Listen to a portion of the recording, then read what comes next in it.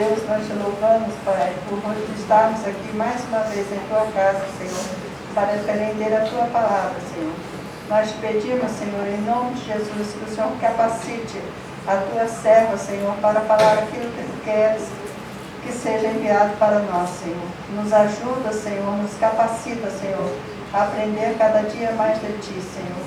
Nós te louvamos e te agradecemos, Senhor, por esta grande oportunidade de estarmos aqui, Senhor, aprendendo mais de ti. Muito obrigada, Senhor, por todas as coisas. No nome de Jesus, nós te louvamos e te agradecemos. Amém. Amém.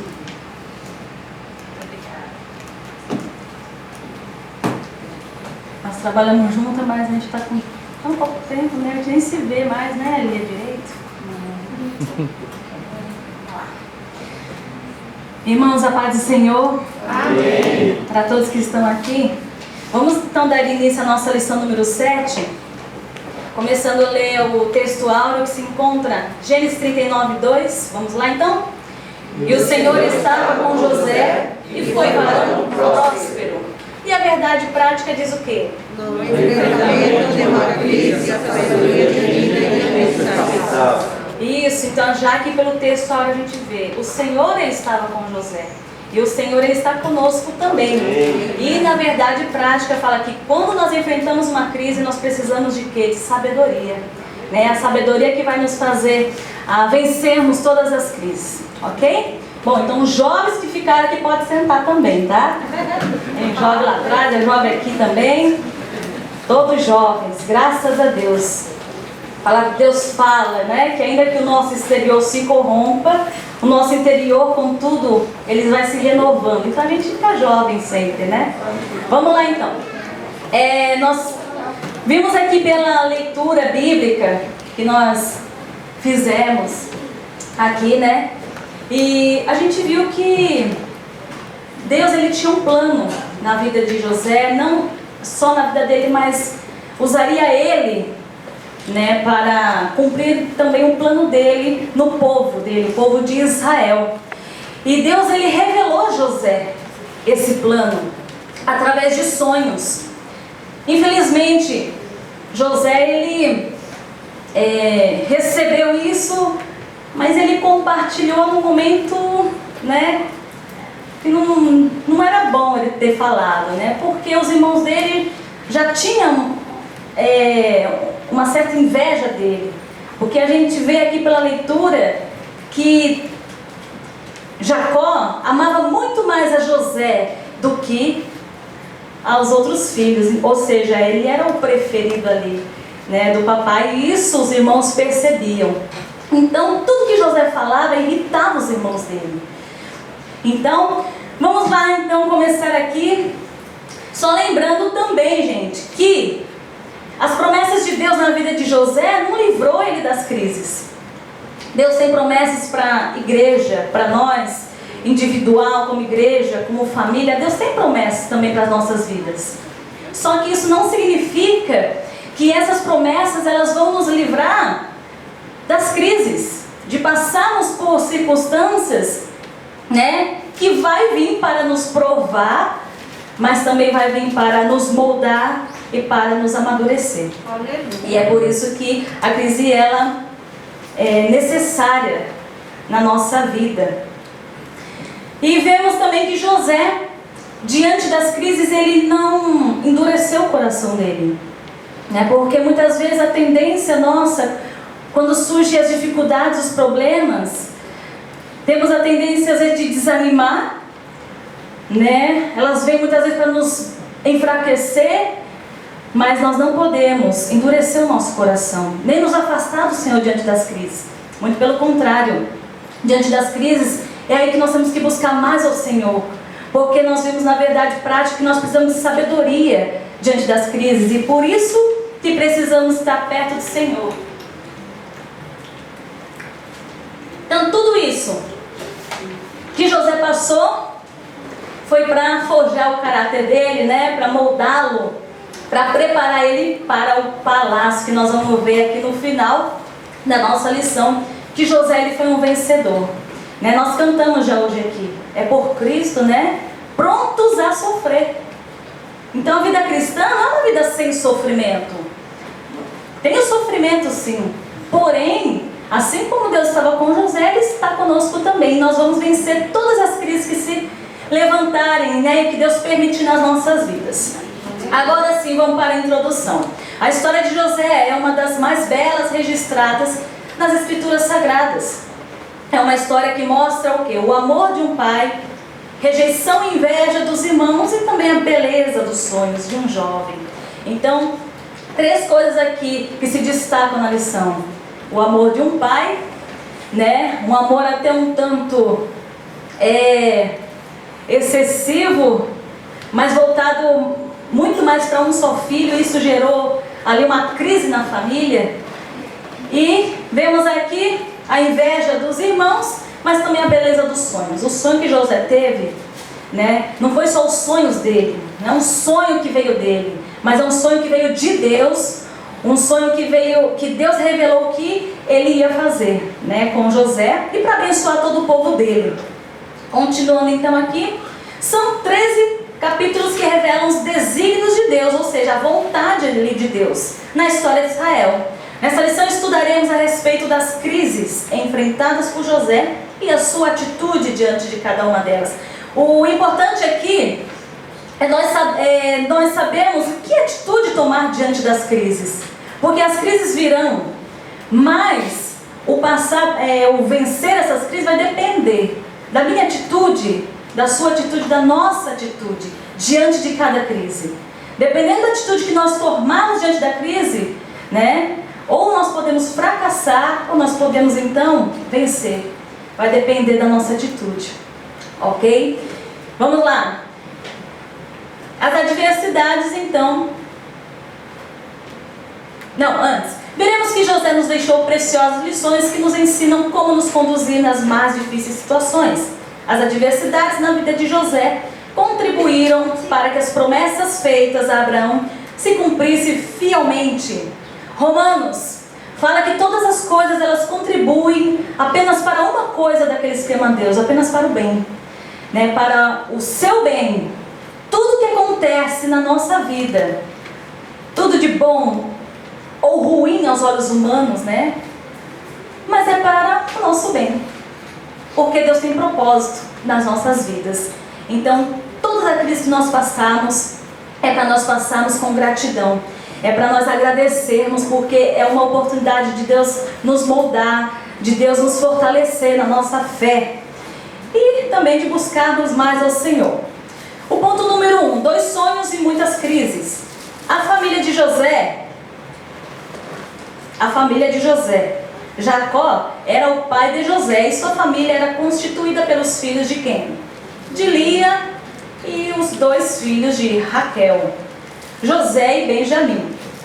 Levemos também em conta os filhos das servas Zilpa e Bila, né? Então nós vemos aí, né, que a família de Jacó é uma família imensa aí, né? 12 varões e uma dama, né? Uma varoa. E essa era a família de Jacó, né? E nós vemos que José, ele era amado, primeiro porque, se nós formos ver um pouco antes na história, que os irmãos já sabem, Jacó, o amor dele, diante das 4 esposas que ele teve, né? Ele amava, a gente vê que ele amava a Raquel, ele trabalhou 7 anos por Raquel. Então o amor por ela era muito mais especial, só que ela não lhe dava filhos, demorou muito ela lhe dar filhos. Então eu creio que quando nasce José ali, o primeiro filho da mulher amada, então se torna ali o predileto, né? Vamos lá então. Jacó amava então José e lhe presenteou com uma túnica colorida. Essa túnica de várias cores revelava uma posição de quê? Favoritismo. O favoritismo de Jacó por José gerou algumas crises na família. Aí o que acontece, gente? A família se divide. Se divide por quê? Porque são 11 contra 1, né? 11 irmãos que odiavam um. Então José não tinha nem quem se apoiar. a não ser no pai, que tanto o amava, né, e o preferia. Então aí houve uma divisão na família. E quando a família ela se divide, não tem como resistir às crises, né? Então vamos falar um pouco aqui. A família dos irmãos, as nossas famílias, precisa, diante das crises, estar unidas. Muitas vezes, diante das crises, nós percebemos que é gerado um estresse, né? Porque aquela preocupação de como vamos resolver, como que nós vamos fazer, e isso tudo vai gerando um estresse, e começa as discussões em casa, começa discussões, né, entre o marido e mulher, filhos com pais, e isso não é a melhor forma de se vencer as crises. Diante das crises, a família precisa se unir. Vamos nos unir, vamos orar. Vamos ver o que Deus vai nos direcionar. E na família de Deus não é diferente. Nós como igreja, como família, a igreja também enfrenta crises. E grandes são as crises da igreja, porque nós temos um adversário, um inimigo, que ele nos odeia. E ele vai fazer de tudo para que a igreja caia. Então, se nós estivermos divididos, nós não vamos resistir, né? Então, nós temos que nos unir. E é a primeira lição que fica para nós aqui. Como família de Deus, vamos nos unir. Vamos permanecer unidos, procurar ajudar e entender qual é a dificuldade do nosso irmão que está do nosso lado. E vamos nos unir para que nós possamos vencer essas crises que têm se levantado contra a igreja também. Então, fica aqui a primeira lição desse ponto. Segundo, a inveja. Só tem uma coisa importante aqui que fala, antes do 2, fala assim: por isso, ame os seus filhos de modo altruísta e igualitário, evitando qualquer tipo de preferência, né? Aqui é uma lição aos pais, né? Dos pais não fazerem essa diferença entre filhos. Claro, né? Aquele filho que mais obedece, né? Tende a ter um carinho mais especial, porém, né, não pode haver essa diferença. O amor, gente, tem que ser igual para com os filhos, né? Toda atitude que se tomar em relação ao filho tem que ser, como diz aqui, tem que ser altruísta, tem que ser para o bem de todos, né? Tudo tem que ser bom para mim, tem que ser bom para você também. Se foi bom só para ele e não foi bom para os outros, então não é bênção, né? Então nós temos que ter essa visão. Como família de Deus, a gente tem que ter essa visão. Tudo que é bom para mim tem que ser bom para você também. E assim vice-versa, né? Então é isso aí. A inveja dos irmãos de José. O que fez com que os irmãos de José fossem tomados pela inveja e o ódio? Qual foi a causa? Foi uma inveja sem causa? Teve razão para essa inveja? Vamos lá. As principais. A primeira, o fato de José denunciar ao pai as más ações cometidas por seus irmãos. Então, percebemos pela palavra que José, ele denunciava, né, quando seus irmãos faziam coisas erradas, né? Às vezes a gente chama aquele irmão dedo duro, né? Ele fez isso, fez aquilo, quebrou o vidro, quebrou o copo e escondeu, né? Então, tem aqueles irmãozinhos, né, que às vezes deduram, e muitas vezes a gente não gosta, né, que aponta os nossos erros, não é verdade? Que fale o errado que a gente fez. É muito chato, né? Quando você erra, quando você cai, vem alguém e fica falando do seu erro e vai lá e fala pro outro, né? Só que, por quê? Ninguém gosta que o erro apareça, né? E os irmãos de José, o erro deles aparecia quando José falava lá pro pai. Mas isso, gente, né? Isso não deve ser motivo para que no nosso coração se crie raiz de amargura.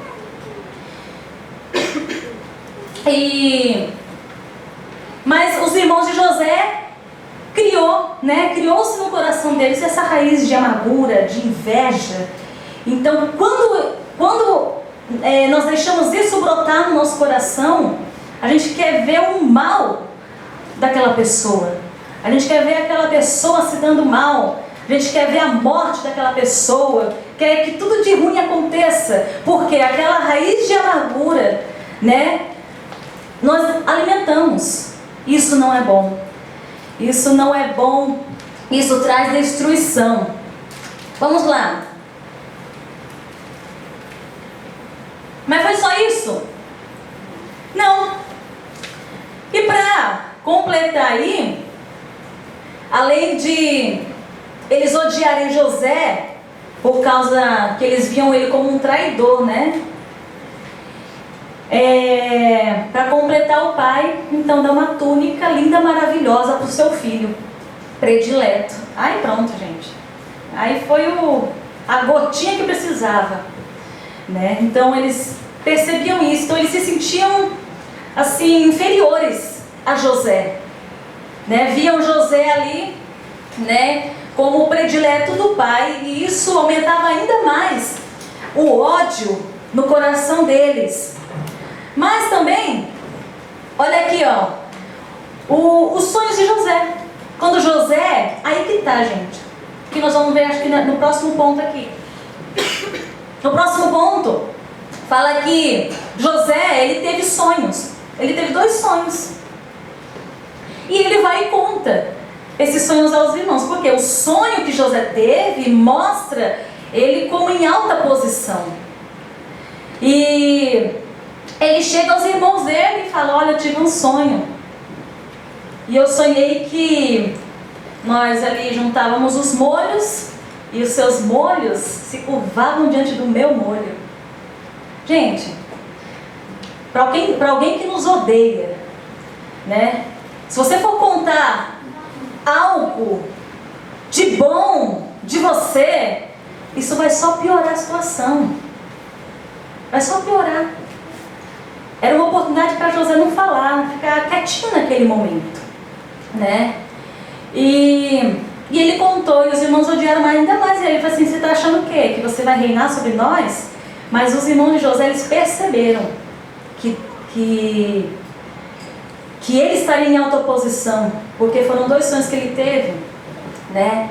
E naquela época, sonho, gente, eles eram muito significativos e falavam muita coisa, principalmente quando se falava de sonhos que os servos de Deus tinham. Então os irmãos ali já perceberam que ele, de certa forma, em algum momento da vida, iria reinar sobre eles, mas eles não queriam admitir isso, não. Eles não queriam reconhecer isso. Aí eles debocharam, né? Falaram: acha que você vai reinar sobre nós? Nunca, né? Eu penso no coração, jamais que vou me prostrar diante de você, né? Então isso também foi uma causa, né, da inveja que eles tinham de José. Vamos lá então, continuando. É importante ressaltar que, embora a família de Jacó estivesse enfrentando a crise do favoritismo, do ódio, da inveja e da falsidade, ela era parte dos desígnios de Deus para a formação de um grande povo. Na verdade aqui, irmãos, Deus, ele pegou esse mal que os irmãos de José fizeram com ele, pegou tudo isso e reverteu, né? Ele tornou em bem.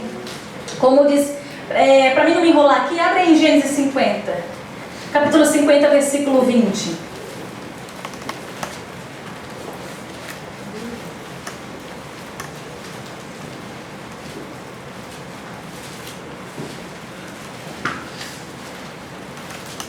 Quem achar pode ler, por favor.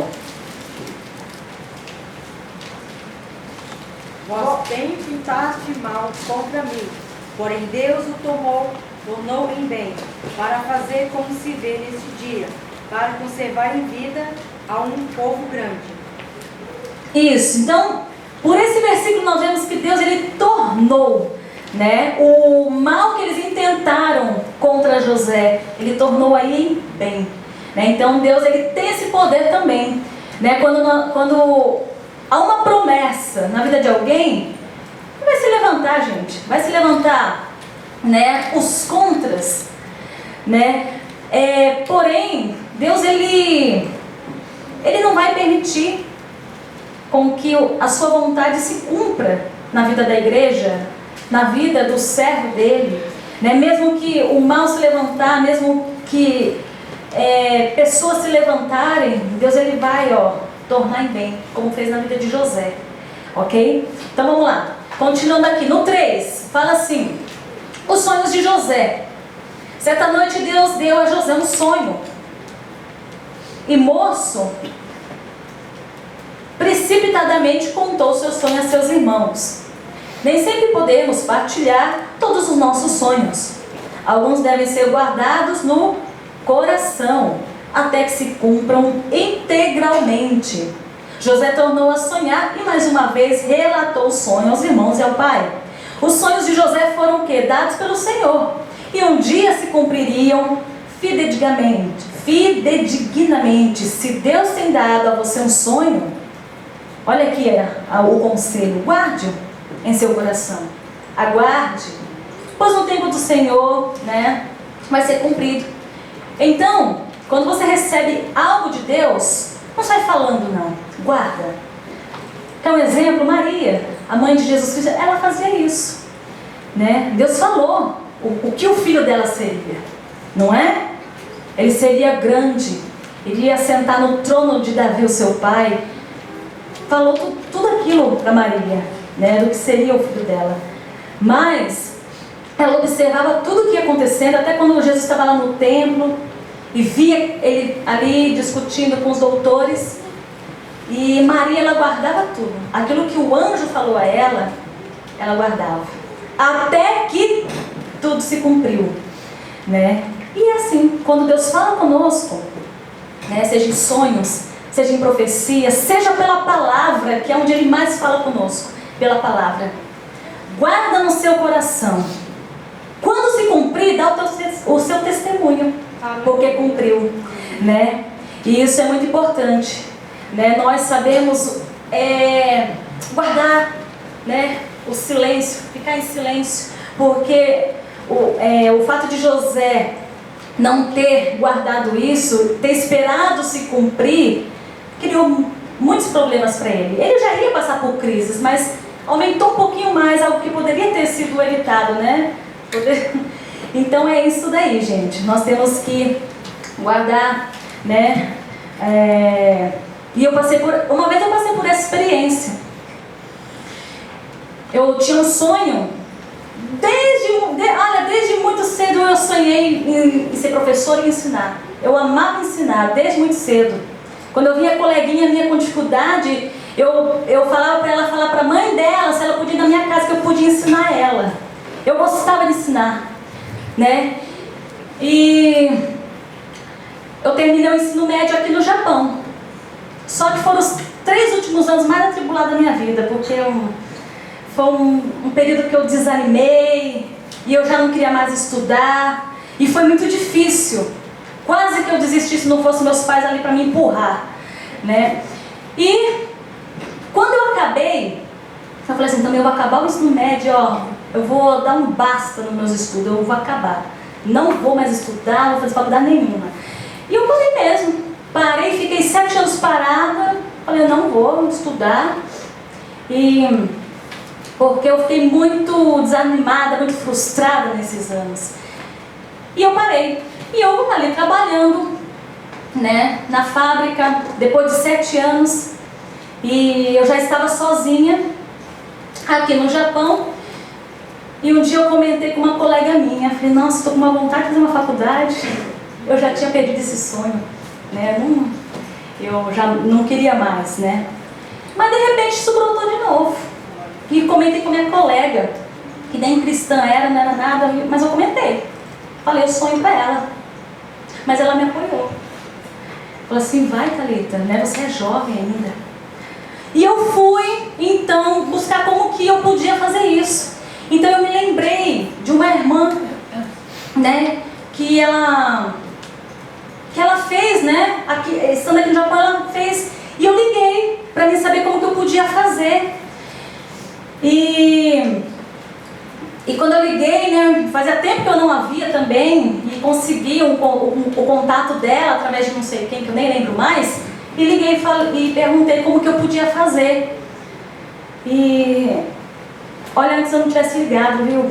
eu desliguei o telefone tão assim para baixo, porque quando ela começou a falar comigo, falou assim: olha, mas seguinte, esse que eu faço só os melhores que passam, não é qualquer um que passa não, e é muito difícil mesmo.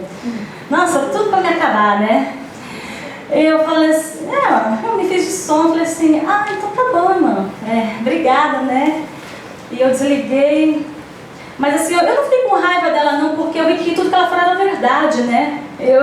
Eu realmente não me sentia capaz, na verdade, de prestar uma prova e fazer e passar. Eu não me sentia capaz, porque eu já estava 7 anos parada.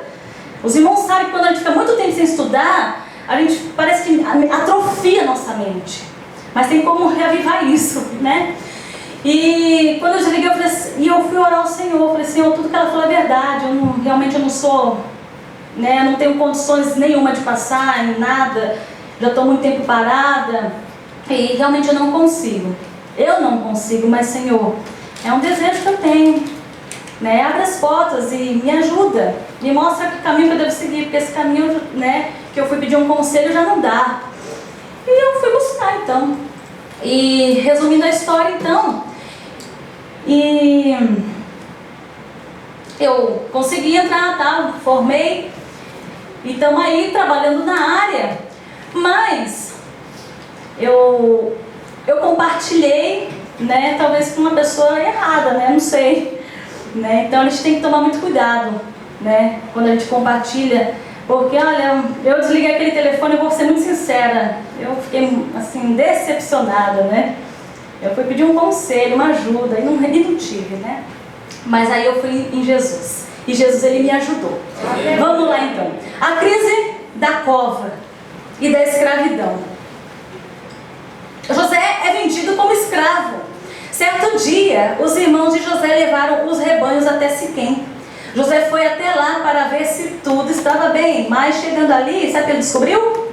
Seus irmãos não estavam ali não. Eles foram para outro lugar. Foram para Dotã. Quando os irmãos de José viram que ele vinha se aproximando, eles decidem matá-lo, né? Para matar o próprio irmão, o ódio tem que ser muito grande, né? Para vir esse desejo de matar, porque o ódio já estava ali, né, bem grande. O plano era matar José e depois dizer ao pai que um animal selvagem o havia matado. Os irmãos de José tinham uma mente perversa, maligna, mas Rúben não aceitou tal ideia e aconselhou os irmãos a jogar José em uma cova. Rúben ele era o mais velho, né? Ele planejava resgatar o irmão, porém Judá também teve uma ideia. Sabe qual foi a ideia dele? Vamos vender, né? Ele estava ali, José já estava ali no poço. Estava ali no poço que os próprios irmãos dele jogaram, o poço estava sem água e ele ficou ali, né? E muitas vezes é assim, né? As pessoas não colocam lá no fundo do poço. E a gente fica lá, no fundo do poço. E eles pensaram, o que ele ia fazer com José? Aí Judá teve a ideia, falou assim, bom, vamos ganhar um dinheiro com isso, né? Vamos vender. Estava passando ali um grupo, uma caravana de ismaelitas, falou assim, vamos vender para eles. Naquela época se comprava escravos, né? E então, foi isso que eles fizeram. Assim, os irmãos tiraram José da cova e o venderam como escravo aos mercadores por quanto? 20 moedas de prata. Os irmãos de José tomaram sua túnica e a mancharam com o sangue de um animal. Sabe qual era o objetivo? Enganar o pai. Eles fizeram seu pai chorar e sofrer muito. O ciúme e a inveja sempre produzem tristeza e dor na família, né?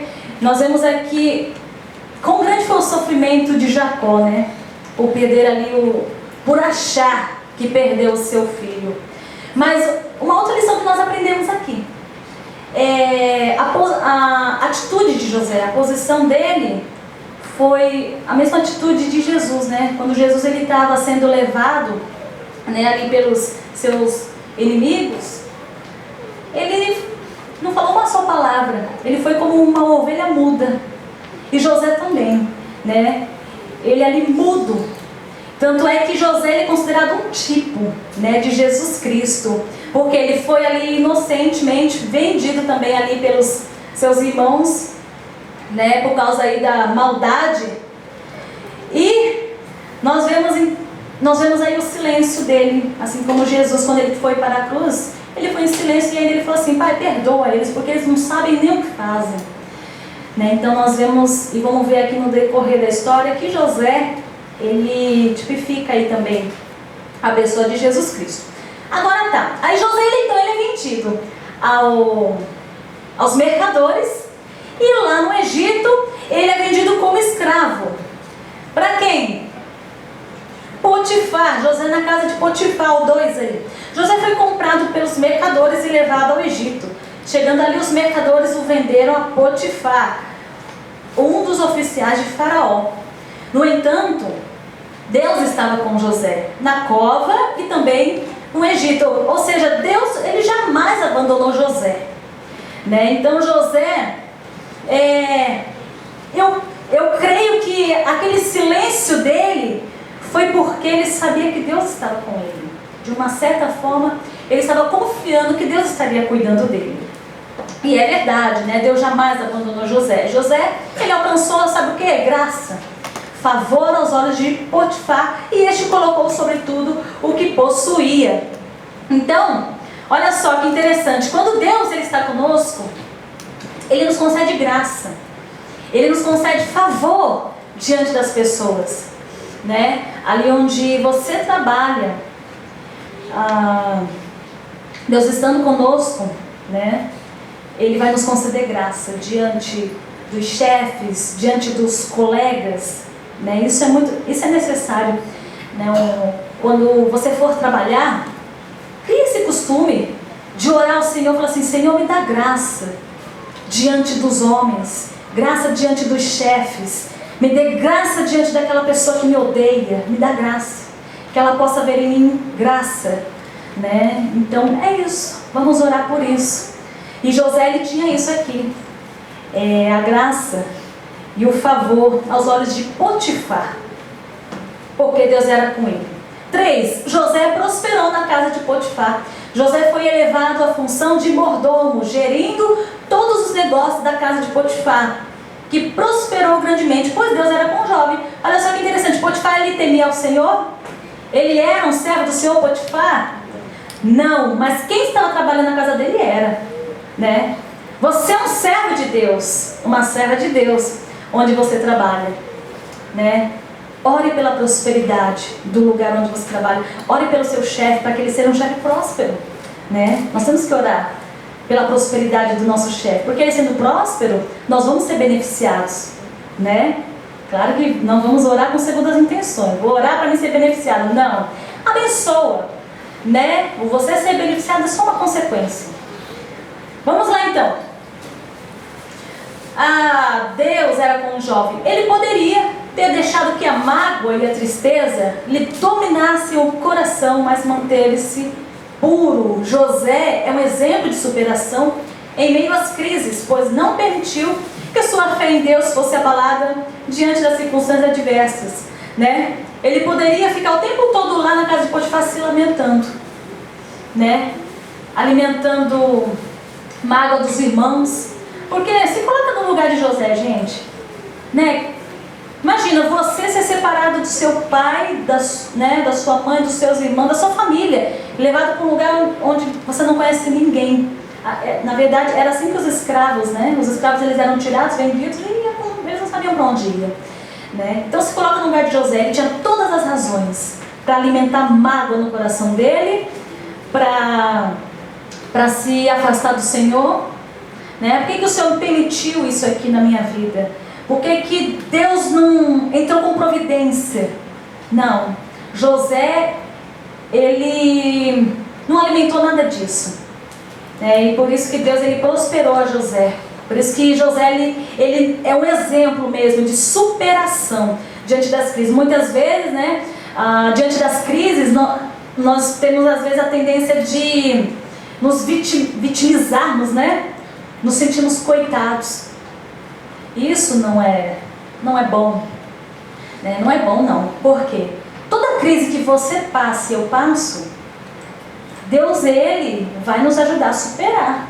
Porque jamais vai estar acima da tua força, da nossa força.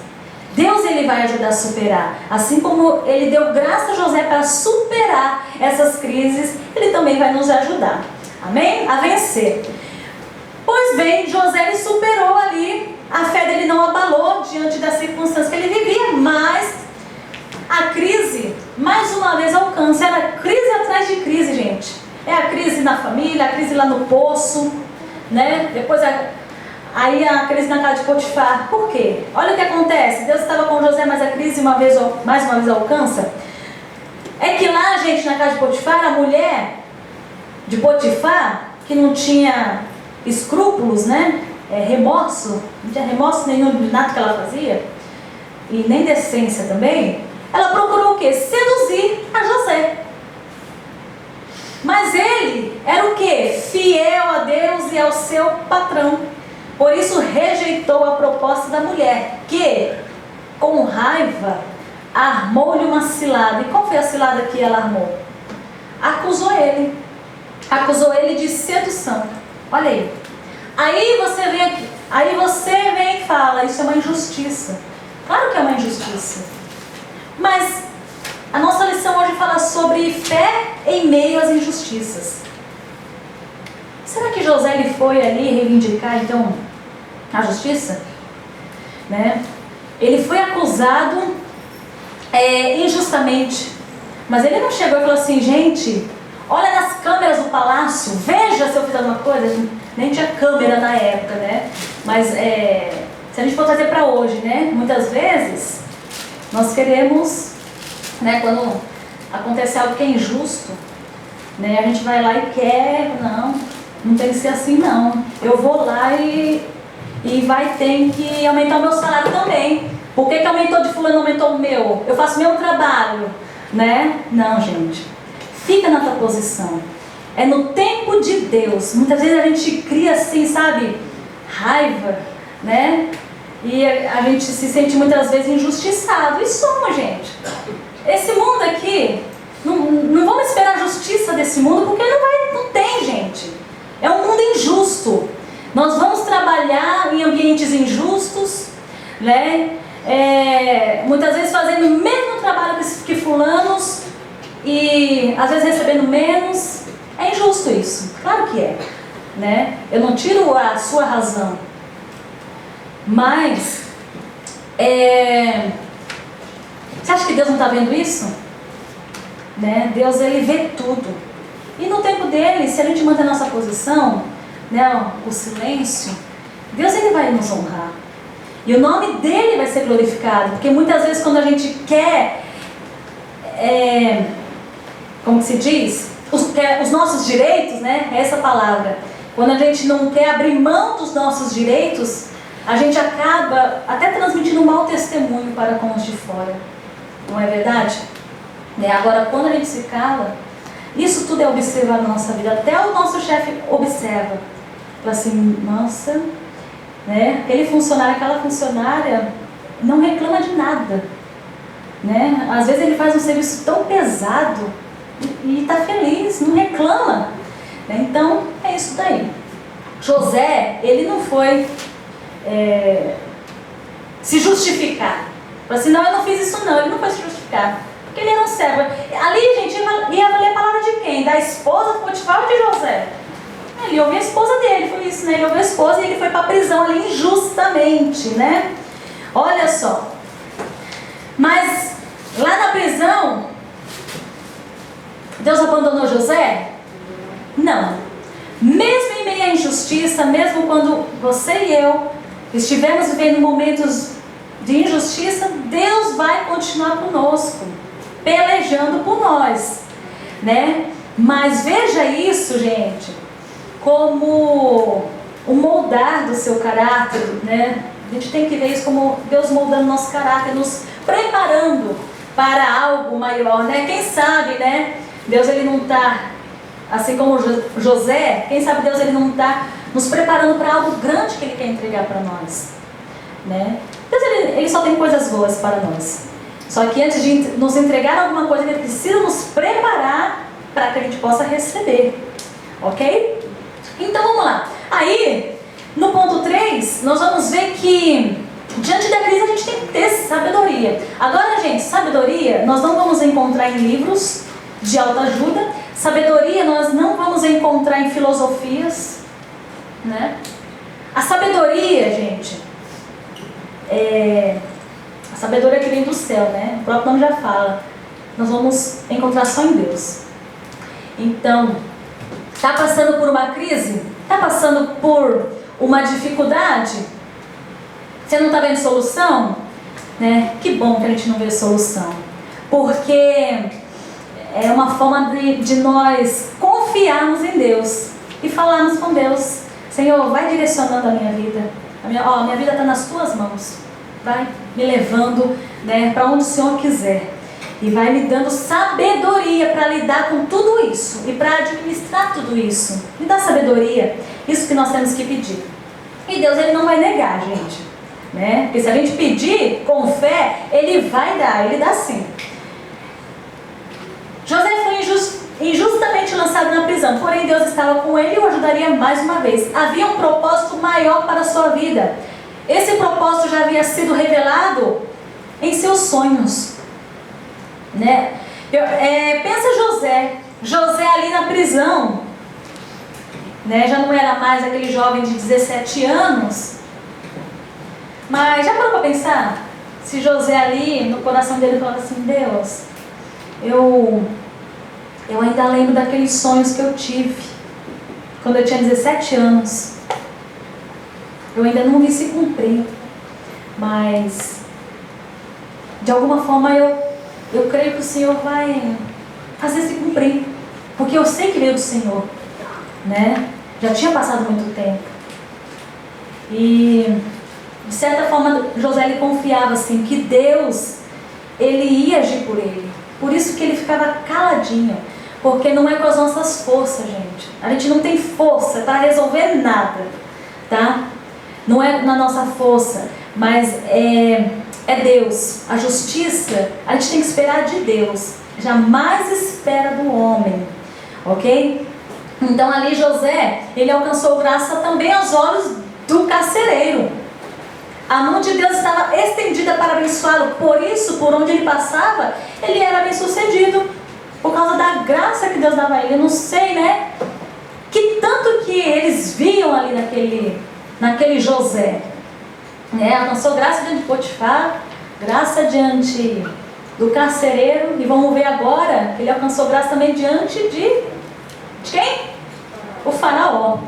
José e os 2 oficiais de faraó. José foi sustentado na prisão pela benignidade de Deus. O Senhor é bom? Ele é bom? Sim, Deus, Ele é bom, né? A sua benignidade também dura aí, né? As suas misericórdias. A benignidade do Senhor dura de geração em geração, ok? Então a benignidade do Senhor não foi só para a geração ali de José, dos patriarcas, mas é de geração em geração que a benignidade de Deus, né, aí se mostra, se revela. Ali ele encontrou 2 presos ali no cárcere que serviram a faraó, um copeiro mor e um padeiro mor. Certo dia ambos tiveram um sonho.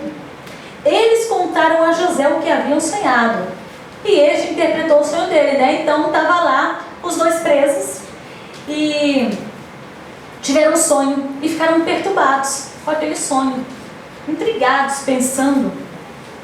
E José ali, né, que tinha era o líder dos presos, né, a chave estava tudo nas mãos dele, estava tudo nas mãos de José ali no cárcere. E ele passa e vê os dois presos ali e fala assim: por que vocês estão tão tristes hoje? O que aconteceu? Né? Conta pra mim, né? Olha só que exemplo, né? A gente não pode fazer isso também? A gente tem tanta gente que nos rodeia durante o dia, né? No trabalho. E às vezes a gente percebe que tem gente que não está bem, não. Por que a gente faz como José? Qual é o seu problema? Né? Posso te ajudar? Posso orar por você? Né? Então a gente tem que ter essa sensibilidade. José teve essa sensibilidade de perceber, perceber a feição, a face ali dos presos, dos seus liderados, né? Fala assim, conta, né? O que está perturbando você? Deixa eu te ajudar, né? Vamos pegar essa lição também aqui, a sensibilidade da gente compreender, né, o sofrimento daqueles que estão do nosso lado ali, gente, né? Isso também fala de missão, sabia? Missão, gente, não é a gente ir para longe somente, né? Missão é na nossa casa, missão é no nosso trabalho, é com as pessoas da nossa convivência. E é um gesto simples, é ou não é? Você vê alguém ali triste, posso orar por você? Eu estou vendo que você não está bem. Gente, isso concede uma graça, né? Deus, ele te dá tanta graça diante dessa pessoa, principalmente se for um inimigo teu, um inimigo assim, né, que te trata mal, né? Procura oportunidade, gente. Quando aqueles que não gostam de você, procura uma oportunidade, veja um dia que ele não está bem e seja você que vai ali ajudar. Deixa eu orar por você, né?